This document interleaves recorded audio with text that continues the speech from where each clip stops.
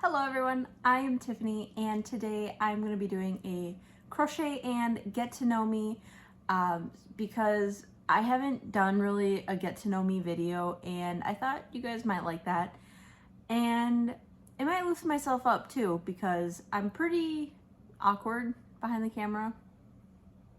We'll get there. But while I chat with you and answer some questions from ChatGPT, I will be using Bernat Velvet. I have no idea what the colorway is. I actually don't even know that this is Bernat Velvet. I think it is just based off of the feeling and other Bernat Velvet that I have. I've had this for a while and the tag got ripped off. So I can't tell you what the colorway is, but it's like a really pretty teal aqua. And yeah, so I'm going to be using this to make some scrunchies. I tried to prep the yarn and get it ready, and I have the worst yarn baby. Not fun. But anyway, let's get started making some scrunchies and answering some questions from ChatGPT. Okay, the first question is, what is your name and where are you from? My name is Tiffany and I am from Minnesota. Second question, how old are you and what is your birthday? I am 28 years old. My birthday is January 18 and I'm a Capricorn. Okay, the next question, what is something you are passionate about? Crocheting. I definitely enjoy crocheting. My day job is accounting, so I like numbers, but I do crochet quite a bit. If you could travel anywhere in the world, where would you go? I have always wanted to go to Australia. I really want to see Sydney, and I would love to see the Great Barrier Reef. I love saltwater fish, and I used to own a saltwater tank, and it was a couple moves ago. I really want to get it set back up again, but unfortunately it's just not in the budget right now. So that is a later Tiffany goal, but I would just absolutely love seeing the Great Barrier Reef. I've seen videos, but I know nothing does it justice than seeing it with your own eyes. So that is like my number one travel to spot is Australia to see Sydney and going to the Great Barrier Reef. What kind of music do you listen to? I actually don't really listen to that much music, to be honest. I work from home, and instead of listening to music, I usually listen to podcasts or YouTube videos. A lot of crochet. It's just on in the background while I work. But if I do listen to music, I tend to listen to rock. Yeah, rock, that's about it. Before I answer this next question, this yarn is I'm not having fun with this yarn. I made a big mistake when starting it. Speaking of yarn babies, how do you guys find the center pull? Like every single, like literally 9 out of 10 times, I will have a yarn baby because I cannot find the center pull ever. And so I just grab and then pull, and then sometimes I get lucky and only a little bit comes out, but other times all of this comes out, and then I just have to like yank it out, and it's not fun. How do you guys do it? Okay, I already lost count of the questions that I've answered. So the next question, are you an introvert, extrovert, or somewhere in between? I am an extroverted introvert. So I recharge. Oh, I'm doing the wrong stitch here. I recharge when I'm like by myself doing my own thing, but I do enjoy going out, and when I am out, I am pretty social. If I'm out at a market, I'm not afraid to go up to someone and talk about their stuff, or if someone comes up to me, I'm not afraid to talk about my stuff. So yeah, I would say I'm a pretty extroverted introvert. What's your go-to comfort food? Goulash. My grandma makes the best goulash.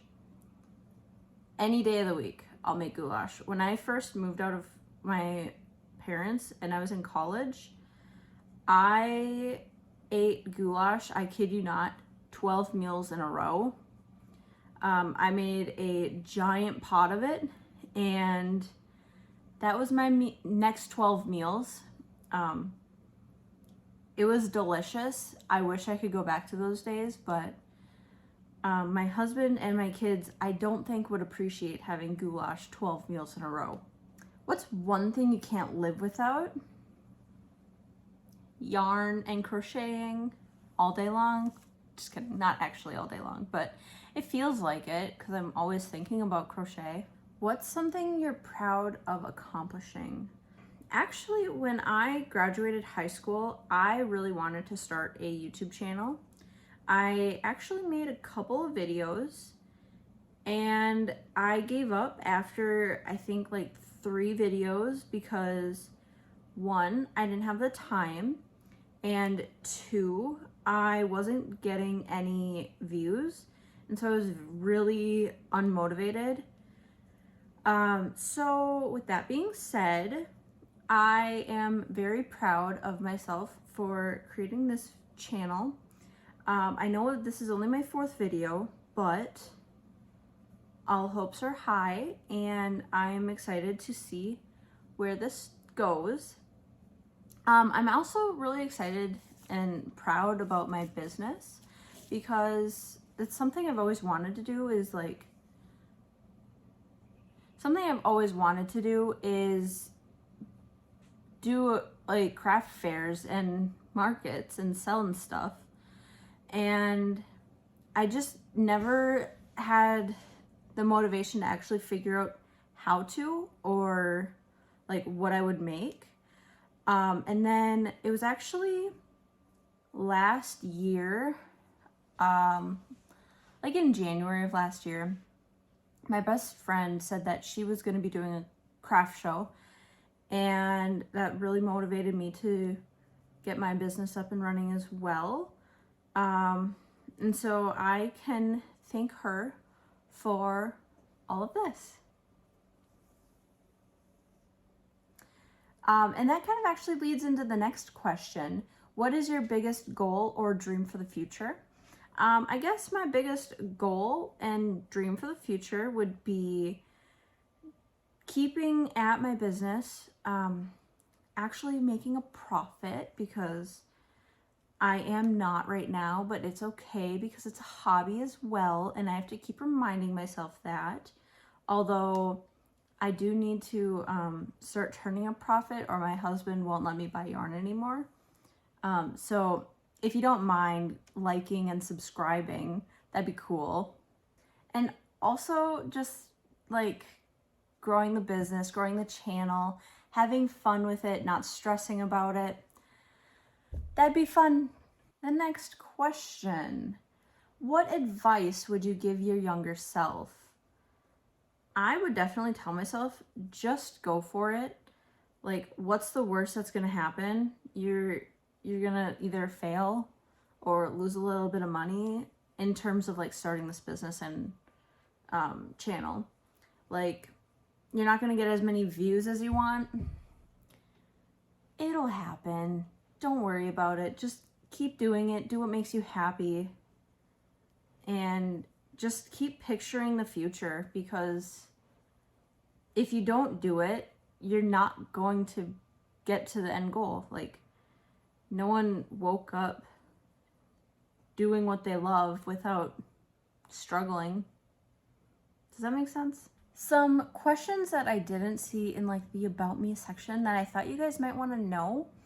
I have 3 kids. 1 is mine, 2 are step, but they're mine. 3 kids, very busy. They are almost 6, almost 3, and almost 1. We have summer birthdays in this house. So very busy birthday season coming up.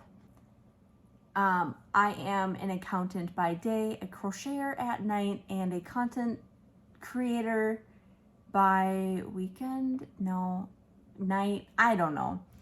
I do a lot of stuff. I'm constantly busy.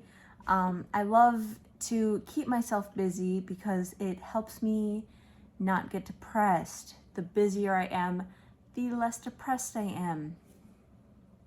My husband and I decided to get married on the same day we closed on our house while I was 8 months pregnant. So we had a very busy day. We are in the midst of like renovating the house, uplifting the house, giving the house a makeover. I'll say that. We're in the midst of giving the house a makeover. So we are doing a lot of landscaping, painting, removing things we don't want from the house, adding things. We're still unpacking boxes because I was 8 months pregnant when we moved, and we had a baby, and then we also got married, and then we had a baby, and it's very difficult to unpack while you have a newborn. So we're working on a lot of things at once. And then I'm also trying to start YouTube and start a crochet business, and it's a lot. So bear with me if the wall is looking like this for a couple more weeks. We'll get painting when we're done landscaping, because right now landscaping is kind of taking precedent because this is a run-on sentence. But right now landscaping is kind of taking a precedence because we want to get that done before summer hits and we are not able to buy the plants that we want to plant. Okay, now we are going into some more crochet related questions. How did you first get into crochet? I was in college, so actually a little bit of background. I went to several different colleges. My first college that I went to, I was only at for 2 semesters and decided the school was not for me. And yeah, I moved an hour away from home to go to a different college that was definitely more suited for myself. So when I moved away, I got into crochet because I was kind of lonely, feeling a little bit depressed, just not really vibing. So I picked up YouTube, went to the store, bought a crochet hook. It could be this crochet hook. Actually, no, this one's a newer one, but I'm pretty sure it was like almost this crochet hook. And bought some yarn, and I'm like, I'm gonna learn how to crochet. So that's my first intro into crochet. But I've always been like a fan of fiber arts. When I was growing up, I had a neighbor that I would go to quite often, and she taught me how to knit, actually my cousin and I. And yeah, I was always afraid of crochet because I had another neighbor that crocheted, and I was always afraid of crochet because I'm like, there's just too many opportunities to mess up. Like, knitting is so easy and there's only one or two things you can do, but crochet is scary. So I wanted to conquer that fear when I moved away, and boy did I. What was the first project you ever made? I don't remember what the first project I ever made was, but I do remember one of my first projects. I tried to crochet my boyfriend at the time a hat, and I didn't really realize that single crochet and double crochet are different. And I tried to single crochet the hat with a double crochet pattern, and it did not work out. I gave up as soon as it was like really wavy, and I'm like, nope, this is not happening. Sorry. And then I never did it again.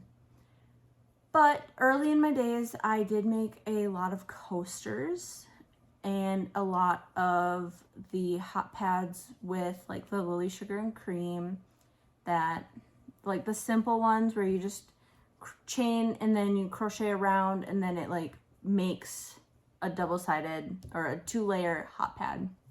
I made a lot of those in my early days. Next question, what is your favorite yarn to work with and why? I am either going to say Bernat Velvet because I love how soft it is and smooth, and it's like working with fluff. It's so nice and glides like glitter. I don't know.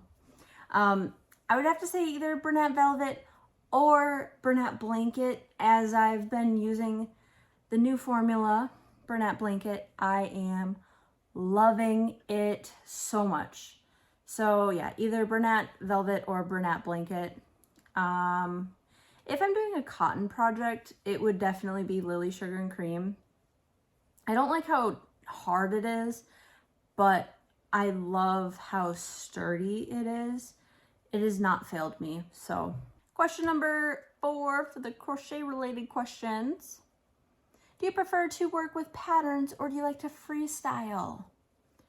Well, actually, I'm gonna go back a couple hours ago when I tried to make my son a bucket hat because he has a minor sun allergy. I say minor because I've only noticed it a couple times, but I want to be cautious and make a bucket hat.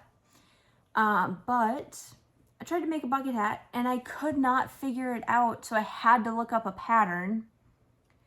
So I'm gonna say pattern because it just is better for me, I guess. I don't know. I have more confidence in what I'm doing rather than thinking about what my next round will be. But that actually changed because a couple of years, well, up until a couple of months ago, I would only freestyle because I liked the flexibility and that everything was my own pattern.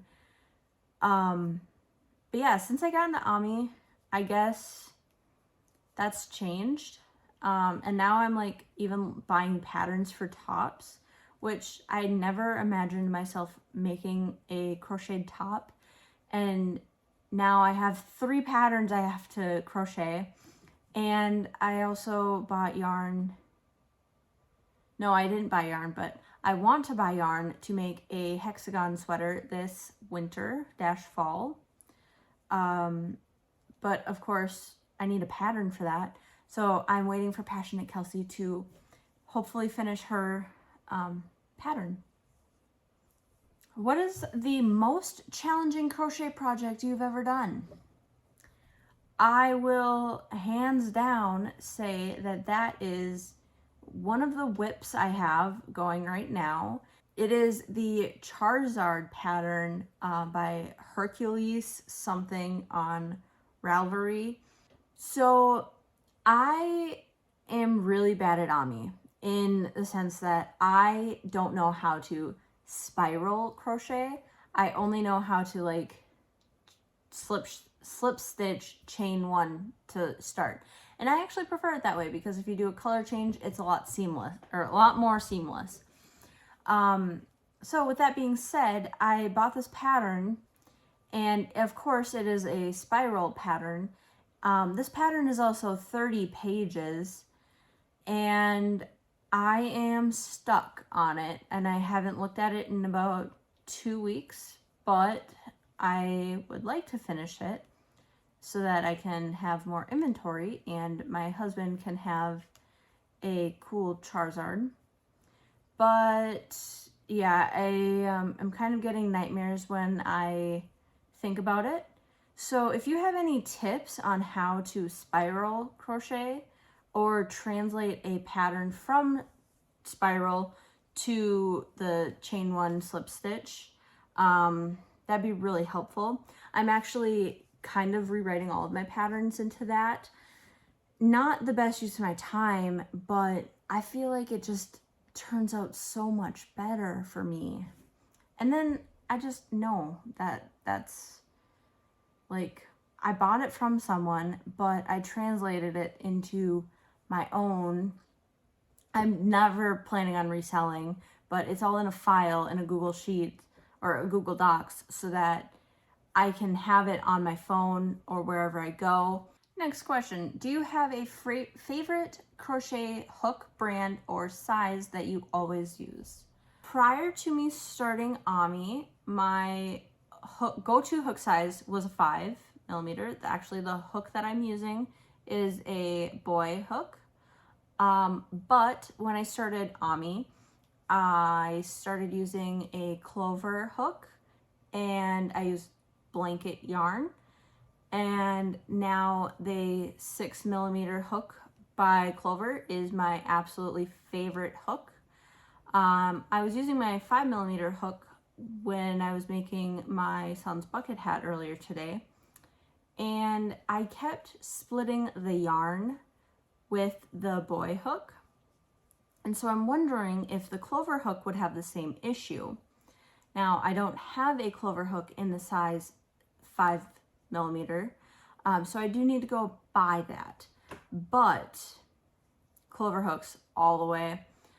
Size, for me, it really depends on what the project is. If it's, if the project is amigurumi, then I will always choose Bernat blanket. It's just like my go-to, is my favorite. I love the formula, I love the feel. It's just what I love. Yeah, if it's like scrunchies, it's got to be Bernat Velvet. I'm really a Bernat girly. Bernat, if you want to sponsor me. But yeah, so Clover More hooks, depends on the project for the size yarn. What's your go-to project when you want something quick and relaxing? Definitely scrunchies. I do like making scrunchies. I haven't made them in a while, but they are always in my go bag. So actually, my kids have swimming lessons every Thursday, and while they're in the pool, we sit along the side and we watch them. And I crochet scrunchies if I'm not working on another project, or if that project is too bulky to bring out. I just sit there and crochet a couple scrunchies. Next question.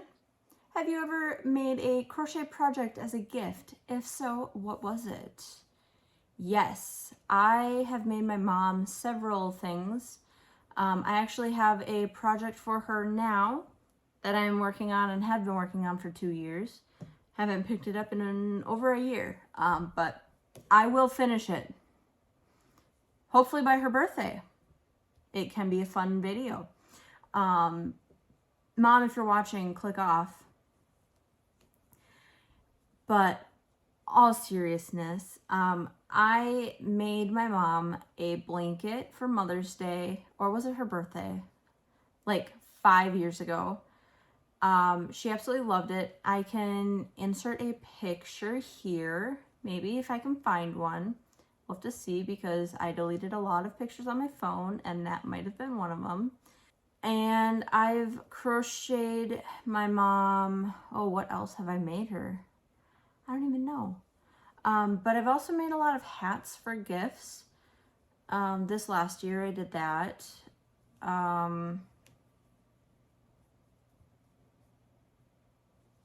I knit my mom a blanket. With the really extremely chunky yarn. I hand knit that. Oh, I did make a couple baby blankets for some people in my family when they had baby showers. Yeah, I just kind of do whatever I make for my business. I like to also give them out as gifts. And then for my mom, I like to do something a little special too. So blankets. I'm actually working on a couple blankets for Christmas gifts this year too, which you'll see in later videos. Spoilers. What's the best piece of advice you've received about crochet? I think actually, while I was watching YouTube a couple weeks ago, I noticed this trend, which I will probably not be partaking in, but it was like a frog it or finish it.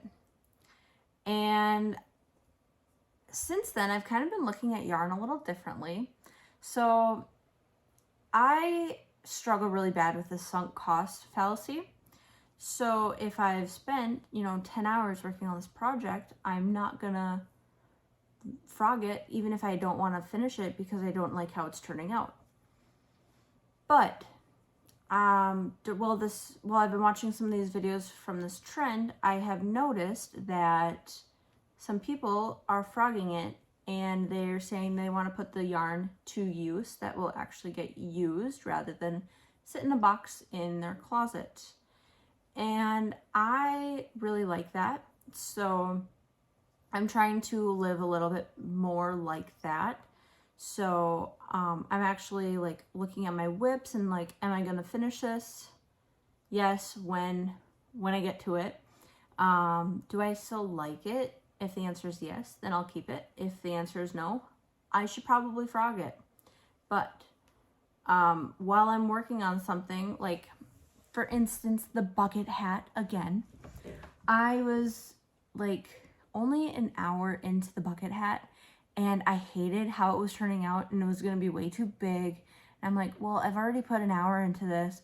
But then I thought to myself again, I'm like, if I don't frog it, I won't like it and I'm not going to finish this. So I have to frog it so I can restart it so that I'll like it. So I'm trying to just not be afraid of frog.